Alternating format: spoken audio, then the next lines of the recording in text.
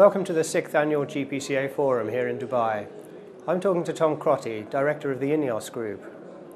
Tom, the theme of this year's event is the downstream move. Can you explain why that's important to producers in the region? And do you see any opportunities there for INEOS? I think the reason it's important to move downstream is that there is a desire, understandable desire in the region to add more and more value to fundamental feedstocks. Initially, it was all about simple added value in terms of crackers, then into cracker plus one, and now it's into cracker plus two or plus three.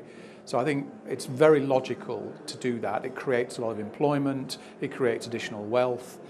And for INEOS, I think it creates a lot of opportunity because we have got a lot of strengths in that cracker plus one, plus two area in terms of our technologies, some of which are world leading. And in terms of your Middle East activity, could you explain what you're doing here and your strategy for the region?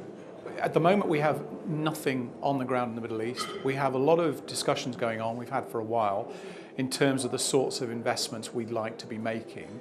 And strategically, we've made no secret of the fact we're looking for partnership deals. We think a partnership, a joint venture partnership, is the right way forward in the region. We need a local partner who understands the industry, who understands the way things work. We can bring a lot of expertise in terms of technology, in terms of marketing capability, in terms of market outlets. So if we can find that perfect partnership, then that really works for us.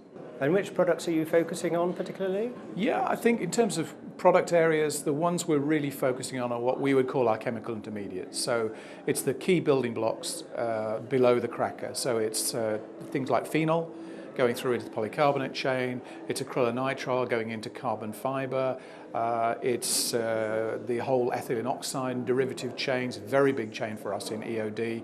We've got about 100 EO type products going into that sort of sector. And then it's oligomers, the LAO, PAO area, where I think there's an awful lot of products that are key to building that added value downstream. Those are the four key areas. And on the wider field, can you explain how China fits into your strategy and what you're doing there?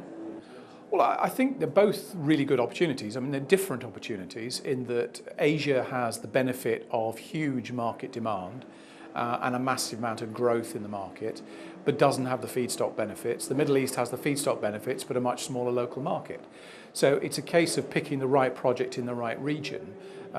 In this region, you want projects that need that feedstock advantage to make them work. Because at the back end of the process, you're going to have to move quite a lot of that product somewhere. In Asia, you don't have the feedstock advantage, so you need to be producing products that are in significant demand and fundamentally in significant shortfall in terms of the supply in Asia at the moment. And that's exactly what we're doing right now. So if you look at the whole polycarbonate chain, huge growth in Asia. To make polycarbonate, you've got to have phenol, and that's the product that we're now working on with Sinopec to build a 50-50 JV phenol plant in Nanjing. And in your recent joint venture in Europe with PetroChina, that also has some implications, I think, for investment and technology. Could you explain that a little? Yeah, absolutely. I think our recent deal with PetroChina, which is a European deal, obviously it's a 50-50 joint venture of our European refining business, was associated with a second agreement, which was to work together on developing PetroChina's downstream petrochemical business within China using our technology. So I think there's a whole host of opportunities there. Okay, thank you very much for talking to us, Tom. Thank you, John.